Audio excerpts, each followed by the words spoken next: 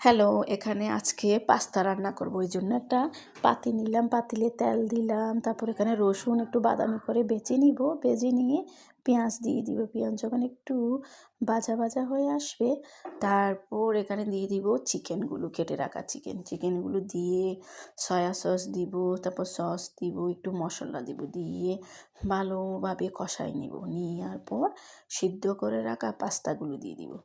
দিয়ে ভালোভাবে নাড়াচাড়া করে নিব।